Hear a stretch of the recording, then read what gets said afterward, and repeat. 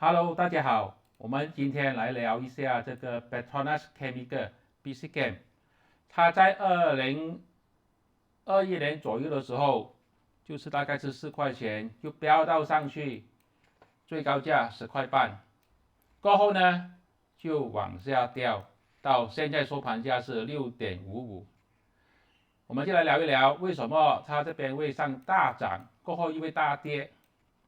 然后再聊一下技术分析，怎么样看一下要不要去做一个反弹。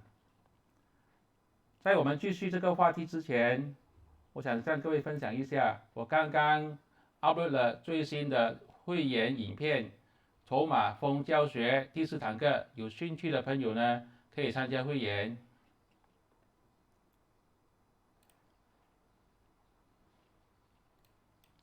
它在2021年、2021年之前呢，股价大跌呢，主要是因为这个 COVID-19 疫情的关系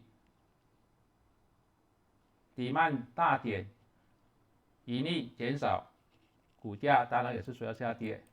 过后呢 ，demand 回来了，盈利大涨，而且是历史新高，股价也是历史新高。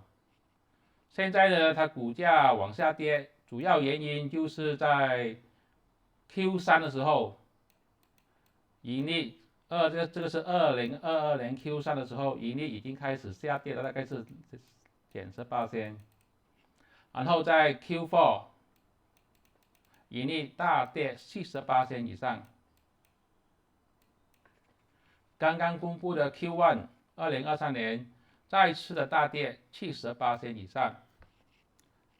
如果去看他 CEO 讲的 prospect， 他也说 demand 继续的低迷，今年呢也是会一个非常 challenging 的一年，也就是说，他也是提醒业绩今年也不会好到哪里去。在这种前提之下呢，它股价下跌了78%，盈利下跌了78%，股价跌了48%，我觉得它才有下跌空间，不要随便去接刀。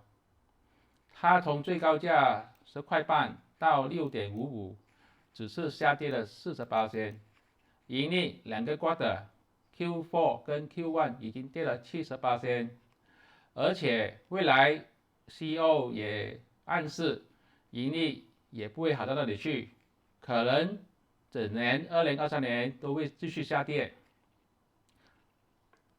所以基本面而言呢，它还没有跌出价值，因为盈利跌的比股价更多。来看一下技术分析呢，技术分析老师说它现在是52周新低，完全没有止跌的迹象。再加上在5月31号，在基金机构 rebalancing 的时候呢，他们抛售 BCChem， 也就是说，基金机构也开始放弃 BCChem 了。这样我们小散户如何去接刀呢？基本上我是认为，一定要等到 Q2、Q3 的 quarter report 公布之后呢，再看一下它有没有反转的迹象，那时候再配合技术分析来考虑要不要进场。